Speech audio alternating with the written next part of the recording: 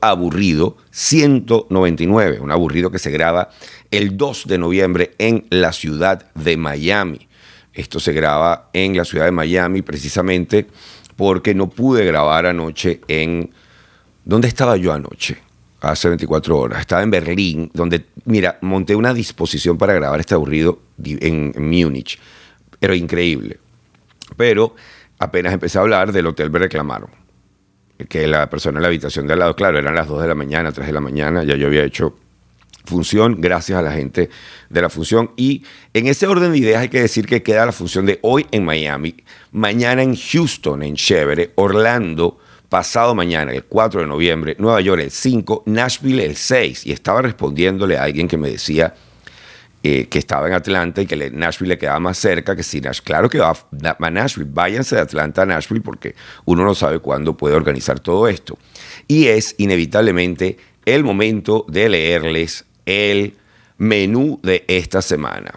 Por ahí ya salió un informe de que Putin no va a usar bombas atómicas de las grandes, pero quizás sí de las chiquiticas. Menos mal. Y menos mal que volvió a dar una vuelta en U al tema de... No, mira, esto está horrible. Voy a hacerlo otra vez porque necesito más velocidad en este prompter porque quiero que esto quede así. El menú.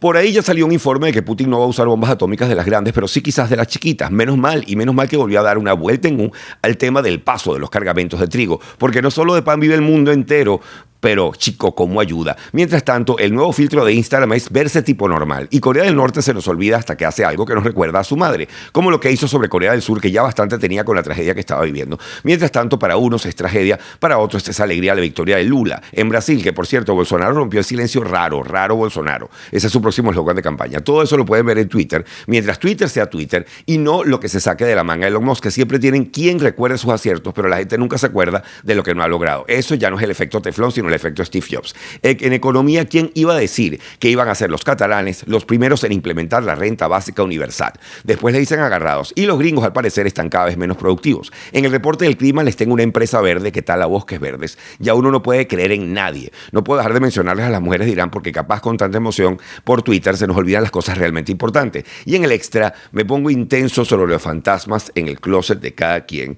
cuando me paseo por un museo que llaman el Museo de la Topografía del Terror. Tendremos cada uno de nosotros algún tipo de topografía del terror. Escapa cada uno de nosotros a la noción de la peor versión de nosotros nos queda en la historia. Esto es... ¿Ves? Esto siempre me pasa.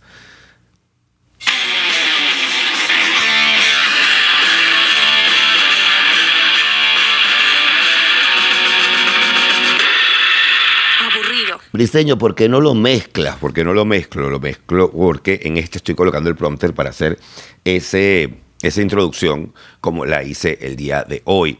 Este es el aburrido 199, como les dije ya, se graba 2 de noviembre. Gracias a todos los que me hicieron llegar sus comentarios sobre el último aburrido, que al parecer, pues, primero el dejarlo abierto obviamente hace que haya más feedback, pero además... creo que es importante que se lo manden a gente para que se enteren de que existe esto. Y es importante sobre todo porque, bueno, porque quiero comer. No, bueno, porque además quiero que esto crezca. Y este mes, efectivamente, por primera vez detectamos un crecimiento notable de un 3%, 4% en nuestros suscriptores. No puedo darle las gracias a los suscriptores porque cuando se renueva el mes, no me aparece sino Manuel González, que es el que se acaba de inscribir. Y todos los que se inscribieron justo antes de que se acabara el mes, no los he podido mencionar, pero los voy a mencionar en el próximo aburrido. Arranquemos el aburrido de una buena vez. Y tengo que mirar cuánto tiempo llevamos grabando. ¿Por qué? Porque en un momento dado voy a tener que darle esto solamente a la gente del Patreon y tengo que hacer la famosa alerta Patreon, pero todavía no. Vamos con Lula, que ganó en Brasil. Y América Latina, pues América Latina y el mundo reaccionó de una manera muy, muy ambigua. ¿Qué quiero decir ambigua? Muy dividida. Por un lado estaba la cantidad de gente feliz que vuelve la izquierda al poder, que vuelve Lula al poder, porque Lula hay que darle de comer aparte. Es un tipo muy particular. Las razones por las cuales fueron desechadas sus cargos cuando estuvo preso en casa más de un año, siempre son motivo de duda porque fueron causas muchísimo más técnicas que de fondo, es decir, la razón por la cual fueron suspendidas esas acusaciones tiene que ver con elementos técnicos, jurídicos, más que con pruebas reales de fondo, pero bueno, eso está allí y siempre será pues una mancha que se compara en poco como cosa probada a muchas de las otras causas de corrupción que otros políticos latinoamericanos han tenido y han resucitado. Así que tampoco es una resurrección tan wow, qué loco. Y tienes por primera vez en muchos años a un presidente que no repite en Brasil, que es Bolsonaro. Tienes también la gente que reaccionó sintiendo, bueno, ya Brasil se fue al garete, etcétera, etcétera. Yo no voy a entrar en esas dinámicas. Obviamente esto se agrega a una corriente de periodismo que ya ha venido reseñando el tema de la izquierda en América Latina y que en BBC Mundo, agradezco, hacen el esfuerzo de afirmar que no se trata de la misma izquierda siempre. Es decir, comparar la izquierda de Bolsonaro con la izquierda de Andrés Manuel López Obrador, la izquierda de un Boric, etcétera, es honestamente muy alado por los cabellos. Son formas distintas de afrontar la izquierda, son formas distintas de ver el tema democrático. Lula es un líder continental, pero Lula además viene con una cantidad de retos importantes. ¿Por qué? Bueno, primero no tiene la asamblea que tenía en su momento, no tiene la entrada por commodities, por distintas fuentes, sobre todo no renovables, que tuvo en su momento, el boom por el cual la gente lo recuerda. Tuvo la astucia, hay que reconocerlo, de aliarse con el centro y incluso hasta algunos de centro derecha aprovecharon para vengarse de algún repudio que les había hecho Bolsonaro y se anotaron con él. Y eso no es cualquier cosa. Se lanzó de vicepresidente a un candidato que había sido su contrincante, su némesis en algún momento. Así que tiene con qué jugar un poco y ha dado luces, ha dado señales de que su planteamiento económico no es tan radical como le acusaba a Bolsonaro. La principal acusación de Bolsonaro durante la campaña era que no se veía cuál era el proyecto económico, pero sí fue discutido su punto de vista con algunos académicos que la gente considera valiosos, y eso por supuesto le dio pie a que mucha gente se sintiera un poco más cómoda votando por Lula da Silva en esta ocasión. La otra cosa que hay que poner sobre el tapete es que recordemos que en otro artículo ya habíamos discutido aquí en Aburrido, el bolsonarismo no se va a acabar. De hecho, acaban de autorizar prácticamente al Poder Judicial para enviar patrullas y quitar a los camioneros que estaban protestando por Bolsonaro, pues que querían de vuelta a Bolsonaro, que querían que se recontara, que anunciaban fraude. Bolsonaro estuvo callado desde el momento en que perdió y la concesión que dio en el discurso reciente fue una concesión diciendo que iba a respetar la Constitución, pero rara, ¿no? Como obviamente uno esperaba de alguien que emula a Donald Trump, es decir, dejando un rango abierto allí para quién sabe cuál va a ser su próxima jugada. El artículo, de BBC Mundo, entrevista a analistas de BBC News Brasil, en el cual dicen: la victoria de Lula refuerza la tendencia de más gobiernos de izquierda. Solo hay 3 gobiernos de América del Sur que no son de izquierda en este momento: Ecuador, Uruguay y Paraguay. Pero estos gobiernos son muy diferentes entre sí en cuanto a sus puntos de vista en la democracia. Y este especialista llamado Shifter cita el caso de México, por ejemplo, que es del Movimiento de Regeneración Nacional de Morena y que utiliza cada vez más a los militares como pilares de su gobierno, mientras que Lula va a hacer probablemente todo lo contrario. Este es un profesor de Georgetown, además, para los interesados. Intentará desmilitarizar el país, muy probablemente, es lo que alega este especialista. Y son ejemplos que se contraponen, por ejemplo, a Venezuela y a Nicaragua. Tenemos también Pedro Castillo en Perú, que es muy distinto a un Gabriel Boric en Chile. Petro todavía está dando algunas señales de estarse conteniendo en reforma económica, lo cual pues es cumplir sus promesas de campaña. Y Michael Shifter lo que dice es que más que una ola de izquierda, y aquí es donde yo creo que vale la pena leer estos artículos y a este analista, que por cierto lo pueden buscar ya en otros artículos más largos que tiene él escritos por él. Aquí lo están entrevistando, pero hago la referencia para que tengan a quién buscar. Les recuerdo que yo coloco los links de todo esto, los coloco en YouTube y en Spotify.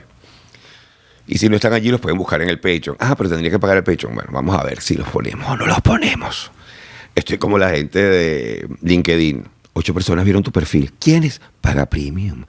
No, pero aquí en el caso es que dice, más que un movimiento de izquierda, lo que sea es un rechazo a los líderes y partidos en ejercicios en las últimas elecciones. El único presidente reelegido fue Daniel Ortega en Nicaragua, pero eso no se toma en cuenta.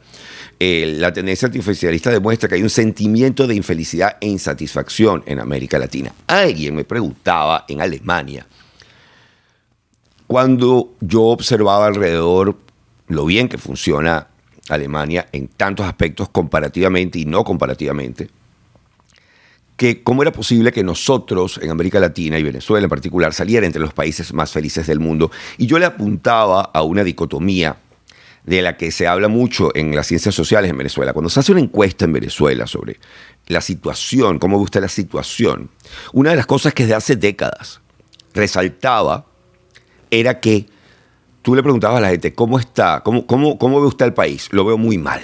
Este país le va a ir muy mal este año. ¿Cómo le va a ir a usted? No, a mí me va a ir bien. Llámelo wishful thinking, llámelo autodecretar tu bienestar, pero obviamente hay una diferenciación de uno para con la situación a la hora de uno opinar sobre muchas cosas. Es decir, yo resuelvo, yo voy a ver cómo hago. Bueno, porque es el comienzo de sentirte bien, pues empezar a decretarlo, según algunos. Pero sí creo que esa dicotomía nos ayuda a entender esa psicología que permite la locura de que aparezcamos entre los países más felices del mundo cuando tenemos tasas de muerte neonatal que han sido dejadas atrás hace años por países, ni siquiera del primero, sino del segundo mundo. Tenemos problemas gravísimos con la estabilidad económica, la estabilidad de la moneda, la poquísima funcionalidad de nuestros sistemas de seguridad social y de nuestros sistemas hospitalarios. Entonces, bueno, ¿cómo es que? Bueno, porque nosotros no vemos la realidad como algo que nos afecte, pero últimamente esto ha ido cambiando. La infelicidad y la insatisfacción en América Latina se ve, y se dice que este ciclo comenzó en diciembre de 2015 con Mauricio Macri. Desde entonces, todas las elecciones en la región han sido ganadas por la oposición. E incluyen aquí el ejemplo de Ecuador, donde en el 2017 gana Lenín Moreno, es candidato del expresidente Rafael Correa, pero sin embargo Lenín se pasa, si se quiere, a opositor de Correa, de Rafael Correa, con lo cual se sigue asumiendo. Los desafíos que tiene Lula, como les decía, son enormes, tiene un contexto muy distinto, tanto a nivel nacional o internacional, enorme polarización, y eso vamos a ver cómo logra manejar Lula. Tiene desafíos económicos, alta inflación, desempleo y seguridad alimentaria, y no tiene las mismas circunstancias que en su momento, y va a tener que unir a diferentes fuerzas y facciones políticas para asumir este Congreso con el cual está entrando. Tiene, sin embargo, un tipo que ha demostrado una capacidad de cooperación en América Latina importante y ha sido uno de los líderes con capacidad regional que vuelven al poder. Este fenómeno de Lula da Silva también nos habla de que a la hora de encontrar, de querer, a ver, si la estrategia del otro es explotar que el enemigo es inmoral, para demostrar su inmoralidad, hay que recordar aquella frase de Donald Trump, cuando hablaba de su popularidad y decía, yo podría asesinar a alguien en la Quinta Avenida y mis números no bajarían. Es decir, primero, para lograr, estoy viendo, me avisan por favor mis amigos de mira, el capítulo dice 199 de Miami. Cambio el nombre del capítulo. ¿Dónde está el nombre del capítulo mal? Lo debe estar en el título del stream. Bueno, ya yo no puedo hacer nada con el stream. Creo que sí lo puedo hacer. Disculpen los que me están escuchando esto grabado, pero recuerden que yo transmito esto en vivo por Twitch, porque estoy tratando de entender Twitch, y me acaban de informar que tengo el capítulo, el nombre del capítulo está... A ver, este capítulo que está en vivo... Administrador del stream. Vamos a ver si esta vez sí logro.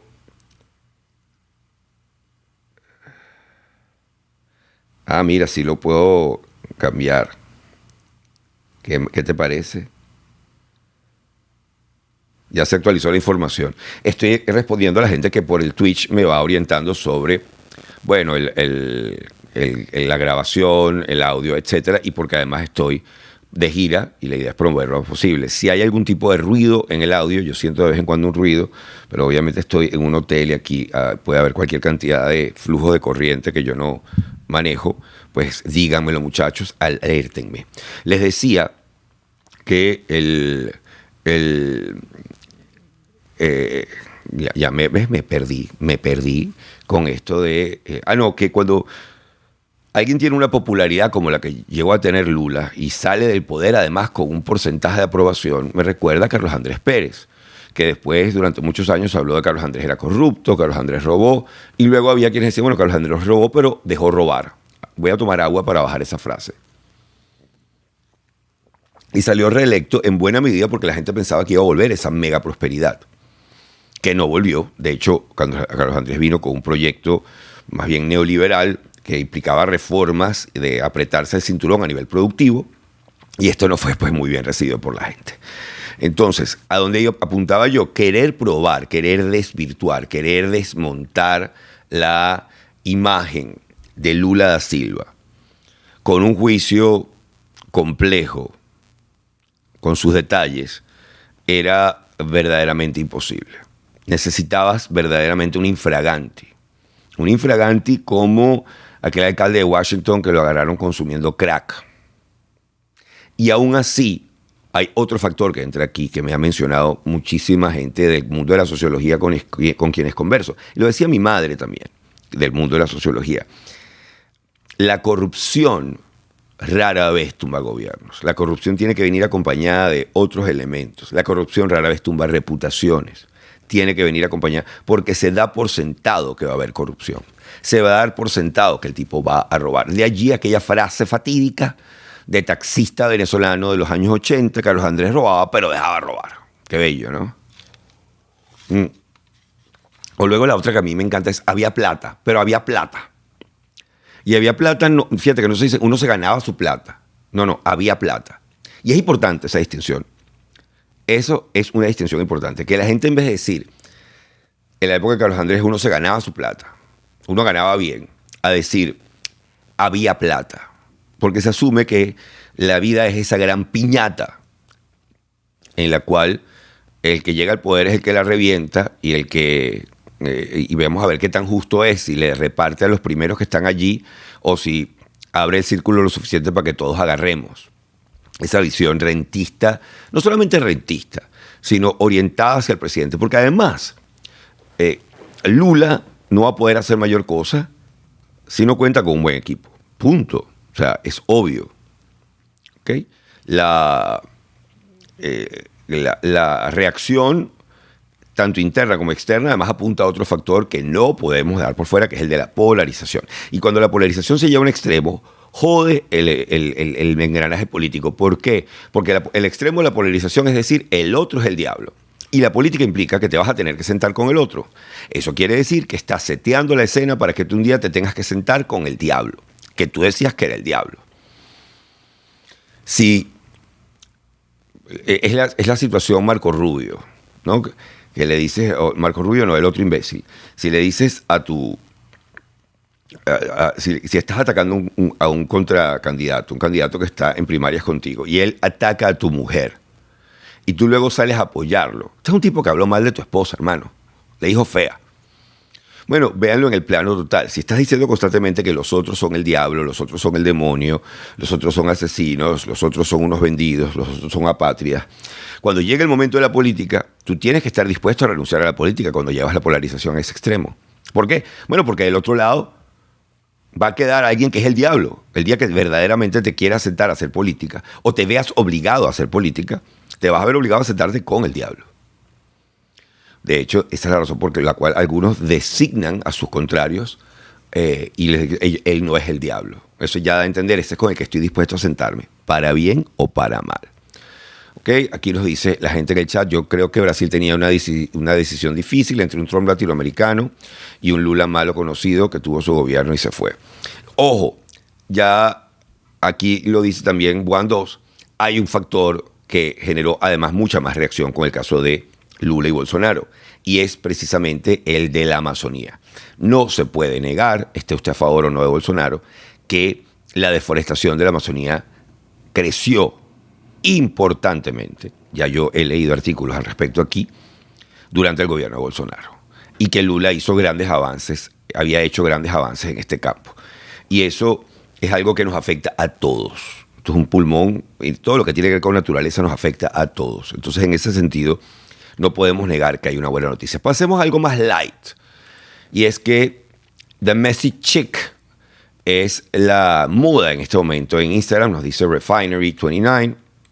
Esto ocurre en esta revista reseñada por Isabella Bellutini, y está mostrando cómo hay una cantidad de Instagramers que están utilizando, en vez del glamour tradicional, etcétera, del cual está acostumbrado el público o su público, sus seguidores, están utilizando fotos poco curadas en las que se vean señales de improvisación, de carelessness, de descuidado, de espontaneidad. No es la espontaneidad exagerada que muchas veces hemos visto, sino una espontaneidad real, y pareciera que esta tendencia no está disminuyendo. There are no signs of it slowing down.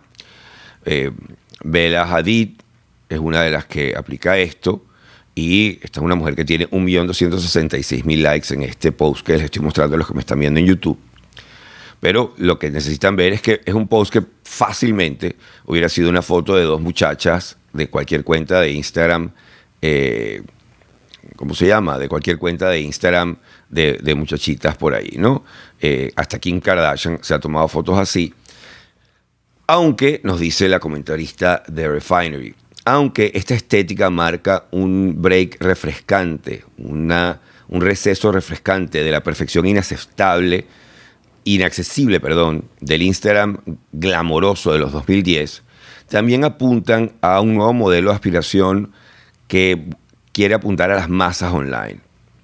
Biz le dice a Refinery 29, Biz Shelbert, que es un editor de cultura en The Digital Fairy, que hacer post messy, posts desordenados, posts sucios, implica que quien los está posteando no se siente restringido por la urgencia de hacer uso de las redes sociales como un subrayador. Lo que hace que esta persona sea inclusive más aspiracional. Mientras que la mayoría de nosotros estamos buscando postear con una cantidad de escrutinio y conciencia. Traducido al castellano, esto, en vez de acercar a la gente, vuelve a colocar a el Instagramer aún más lejos. Porque el Instagramer es tan arrecho que se puede dar el lujo de tomarse una foto que yo no podría colocar. Porque mi cuenta sería cualquier cosa y yo estoy aspirando a no ser cualquier cosa.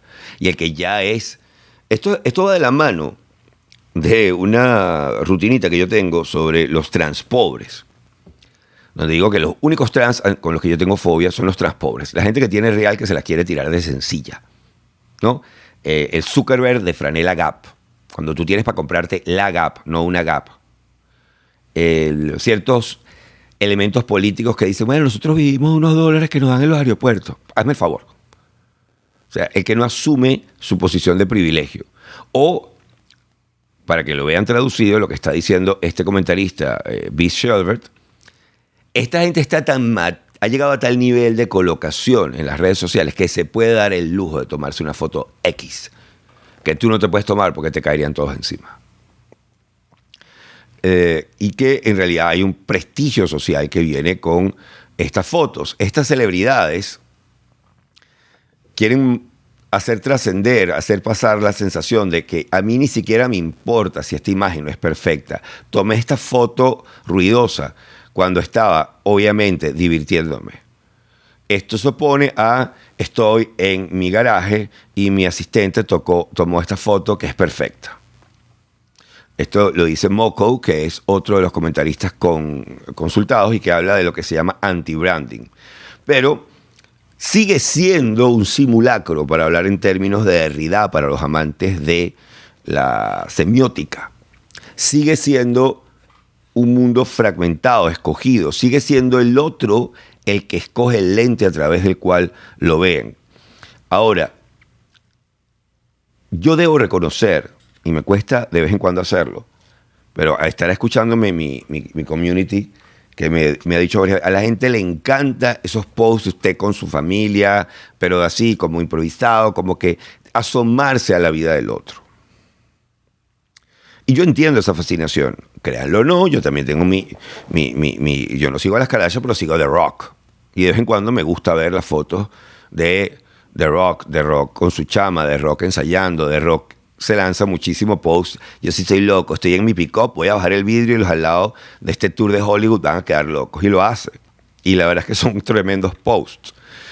Por lo menos para mí, a mí me gustan. Con lo cual reconozco que mi debilidad por ese lado va de la mano de eso. Si me ven sudando es porque para poder transmitir aquí en Miami tuve que apagar el aire acondicionado del hotel, los sacrificios que uno hace. Aquí estoy yo, sudado, relajado, tengo tanto poder mediático que me puedo hacer este podcast con la cámara de mi laptop y mi micrófono aquí todo fresco, todo, no me importa nada. No, sí me importa, pero me importa más que el audio no entre con un ruidito de fondo. Lo que sigue ocurriendo es que estás escogiendo un punto de vista. Siempre vas a estar escogiendo un punto de vista porque hay una fragmentación de la vida que implica la red social. Yo escojo esto, a menos que tú te lances una cámara en un dron que tú ni siquiera controlas, siguiéndote para arriba 24 horas, y yo sé que no debería dar ideas, pero saben que eso viene. Ustedes saben que eso viene. Eso es inevitable. Mire, yo mientras hablo aquí con ustedes voy a poner a hacer café. Mentira, si voy a hacer café, capaz se lanza aquí una tierra, una cosa mientras estoy hablando. Pero tengo la maquinita de café aquí, y estoy pensándolo. Porque no me traje sino esto y tengo un agua aquí. Voy a tener que buscar otra agua porque voy a estar sudando durante este aburrido que ya llevamos 25 minutos. Y pues concluyo con eso, que seguimos ante el mismo fenómeno. No importa que lo que escojan sea una cosa o sea la otra. Es una, ¿cómo se llama? Es una ilusión de que realmente estás viendo la vida del otro. Cómo vive el otro. Y, ojo, todo el mundo tiene derecho a ver lo que le da la gana, obviamente. Pero lo que yo siempre acoto, es no te caigas a mentiras. Lo que estás viendo del otro es un proceso filtrado, siempre, hasta en el post más espontáneo. Con lo cual, luego de hablar un rato, maldita sea, prefiero que esta gente se tome sus fotos todas elaboradas a este mojón mental que nos quieren meter. De, ay, mire, yo sí soy fresco. No vas a ser fresco un carajo. Porque sabes que esa imagen que está saliendo repercute sobre tu marca, tu capacidad de vender tu marca, tu cuenta. Y si en esa frescura cometieras un error, sabes que te costaría millones. Entonces no me jodas con tu frescura. O sea, el único que en todo caso podría alegar esa frescura es Kanye West, que se ha lanzado a un nivel de locura en sus declaraciones donde definitivamente a él sí no le importó nada perder a Nike, perder a Adidas, perder a todas las posibles y los patrocinios existentes y posibles de su marca, para repetir además unas teorías de conspiración gafísimas y eternas sobre los judíos en Hollywood. Que ya lo dije, si efectivamente hay una cábala arriba mirándolo todo, un New World Order, debían estarse cagando de la risa. Este tipo que tiene una voz que la gente le para bola, nunca entenderé por qué. Que me pegué la entrevista con Joe Rogan para tratar de entender, y sí, ciertamente es un tipo brillante, pero tiene la misma dosis de brillantez que de idiotez, en idénticas proporciones. Y en vez de utilizarla para verdaderamente ilustrar, encaminar, darle voz a otros, no, se lanzó las típicas teorías de conspiración baratas y burdas sobre los judíos. Se lanzó la de yo sí soy bravo porque yo voy a hablar de esto, y se lanzó al público en contra, porque para que Adidas le haya quitado un contrato que le costó, las pérdidas para Adidas, las bajitas las calculan en 15 a 16 millones y las altas las calculan en muchísimo más, tiene que haber sopesado, esto nos va a salir más caro a la larga. Es decir, ese sí es verdad que no le importa nada, o creía que estaba diseñando un mensaje que iba a lograr despertar a masas, y lo que despertó fue la rechera de un poco de gente. Porque no hay que ser demasiado pensante para darse cuenta. Y alguien me decía, bueno, pero Kanye no tiene la culpa porque es bipolar. Hermano, usted tiene una pastilla que tomarse y usted decidió no tomársela. Bueno, ese es el resultado. Se lo dice a alguien que es epiléptico. Yo durante mucho tiempo peleé, yo tampoco quería depender de una pastilla, me ahuevonea, me produce una cantidad de efectos con los que no estoy contento. Bueno, hermano, tomo 3 litros de café para equilibrar un poquitico y que no quede yo adormecido, pero no puedes tener un diagnóstico, ignorarlo y luego, es que yo soy tal. No seas pendejo, chico. No, que es un genio. No, un genio no repite unas teorías de conspiración tan manidas sobre los judíos y la cultura, que de nuevo la realidad siempre es mucho más compleja como para creer que los malos se reúnen en el salón de la injusticia, en la sinagoga de la injusticia. La vida es mucho más compleja. Y yo sigo escuchando una tierra en el audio y esto me está traumatizando. Ahorita cuando pare para Patreon voy a hacer un chequeo aquí, voy a pasar todo el cordón de aquí, ¿ok? Me alegro de que no me he enterado qué fue lo que dice Ingrid, bueno, Ingrid CMM, aquí en el chat del stream. No, pero mucha gente sí se enteró y mucha gente lo repitió y mucha gente fue y escribió grafitis, etcétera, comprando una versión de la vida mucho más estúpida de lo que ustedes se puedan imaginar. Una versión de la vida que además generó algo de lo que hablaremos cuando entremos en el extra. Bueno, vamos a darle una última noticita a nuestros amigos de el Patreon y que están fuera del Patreon, y es obviamente de Elon Musk.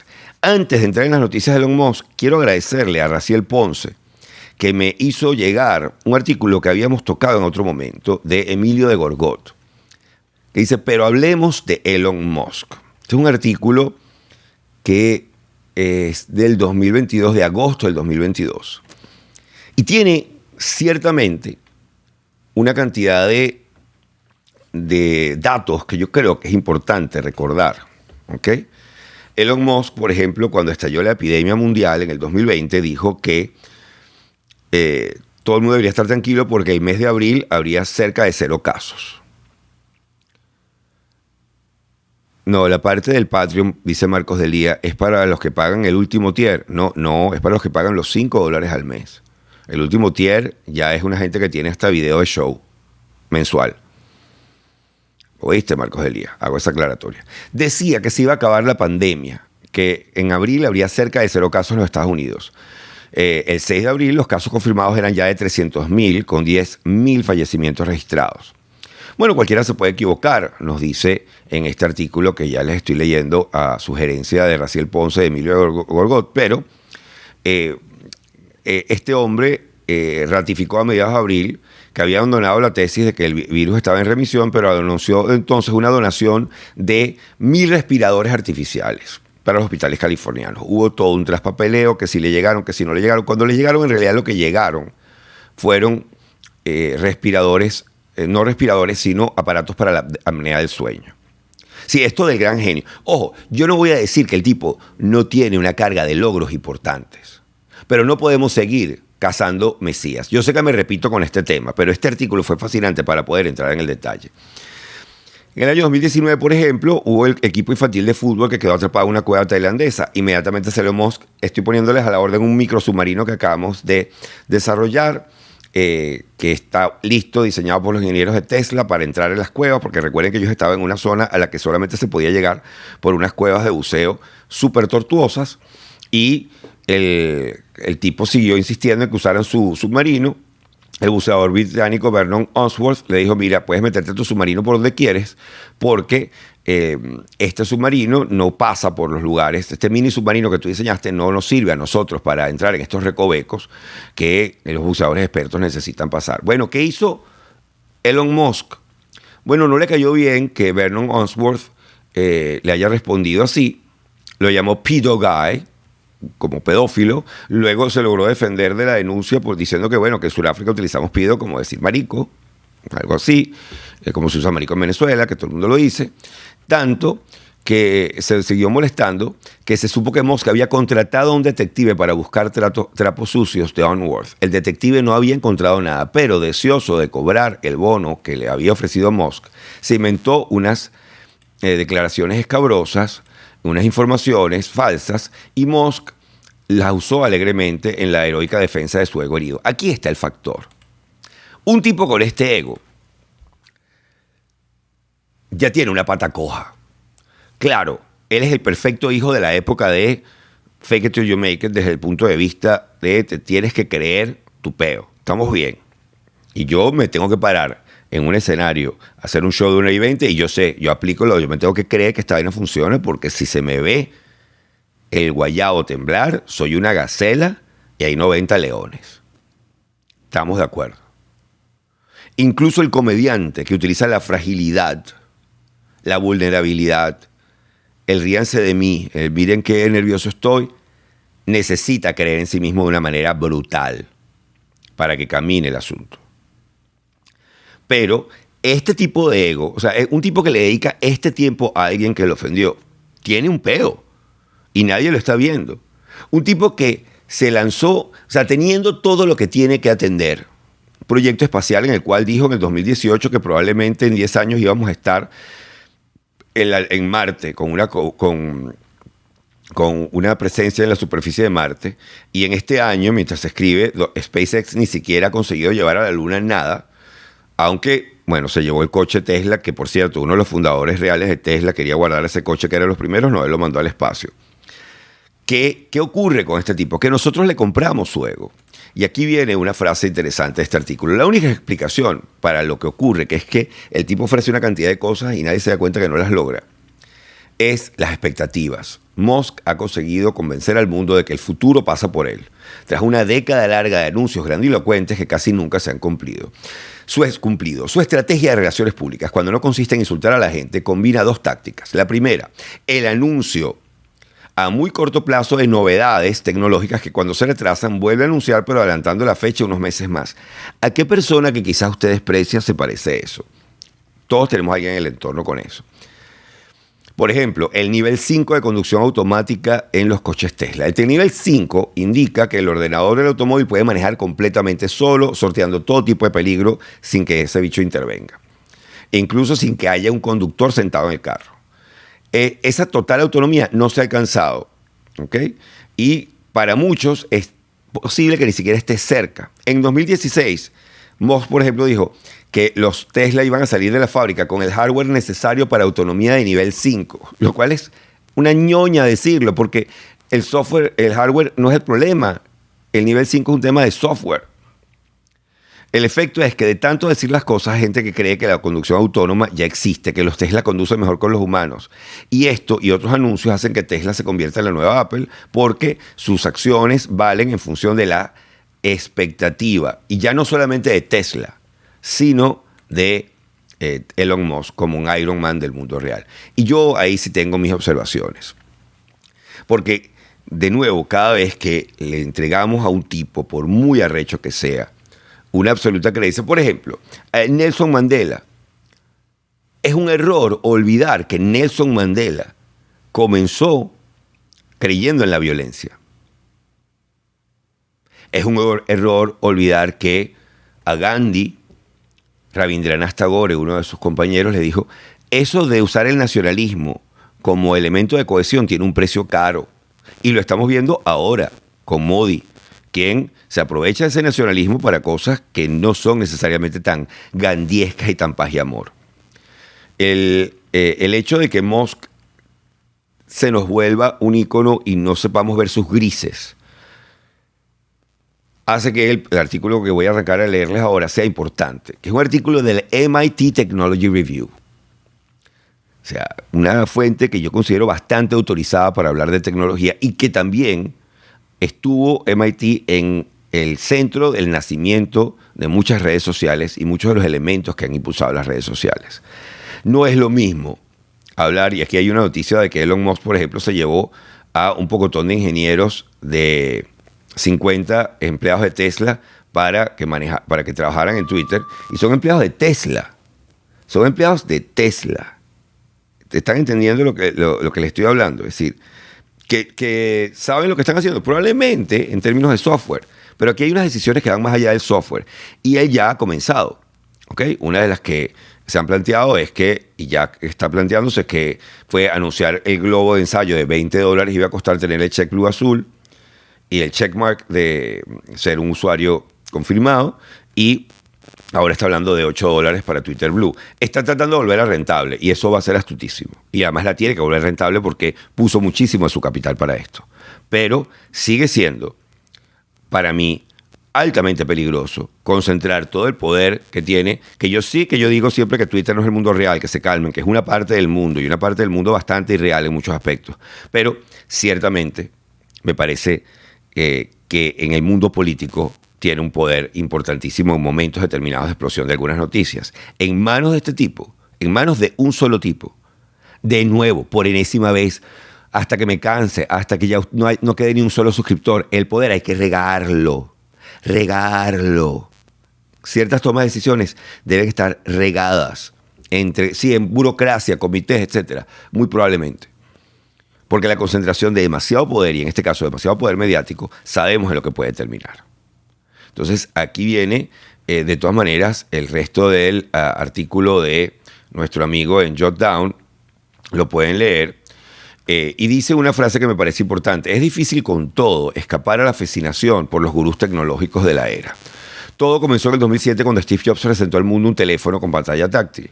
Luego vimos a estafadores como Elizabeth Holmes, pero Apple ofreció un producto terminado y funcional, el iPhone, listo para que la gente lo usara, o al menos la gente que podía permitirse $500 de aquel momento.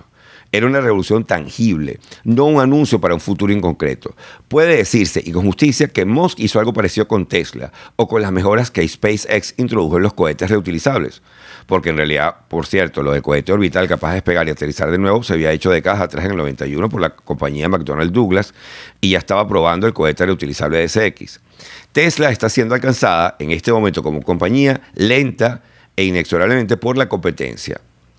SpaceX ha puesto a prueba la paciencia de su cliente más importante, que es ¿quién? La NASA, que está buscando nuevos proveedores, lo cual nos lleva al asunto de importancia de los subsidios y subvenciones que ha recibido este hombre y muchos otros. Y hay otro artículo donde critican a Elon Musk y lo comparan con los grandes varones de la economía de principios del siglo XX, que eran tipos que además de estar desarrollando trenes, etcétera, tenían subsidios. El gobierno les entregaba tierras, etcétera, y se convirtieron en los grandes monopolistas de su momento. De nuevo, yo no voy a dejar de reconocer la revolución que este hombre ha significado para el tema del carro eléctrico. Pero es más la bulla que la cabulla. Y si hay algo que es Twitter, es más la bulla que la cabulla. Acabamos de unir. Es decir, esto es como darle a P.T. Barnum, el gran genio del mercadeo, que trabajaba con un megáfono, uno solo, darle el poder sobre todos los megáfonos de un territorio determinado. Va a ser además interesante ver como gerente si realmente, yo creo que aquí se va a poner a prueba totalmente el genio de este hombre. Si verdaderamente es un genio, vamos a ver cómo lo logra, habiendo además despedido a todo el mundo que llevaba una cantidad de proyectos importantes allá adentro y teniendo que empezar desde cero y pidiendo que se hagan cosas con una celeridad que quienes no saben cómo funciona eso, busquen en YouTube, Bill Burr habla sobre Steve Jobs, para que entiendan cómo es esa imagen, esa escena. Es el momento de hacer una alerta Patreon. Yo voy en este momento a mover todo el cablerío del micrófono con el peligro de que se va a escuchar de todo aquí, pero lo voy a hacer para estar seguro, absolutamente seguro, que no tengo ninguna tierra. Para eso, porque sí la he estado escuchando, Si me escuchan lejos es porque estoy moviendo el cable, tratando de que no se me desarme todo este guaguancó, y quiero que el cable de audio no toque ni pase por ningún lugar en el que haya ningún tipo de corriente. Ahora estoy muy tranquilo. Pero yo voy a seguir aquí en Twitch para todos. No tienen que preocuparse los amigos del Twitch, porque esto del Twitch es para todos.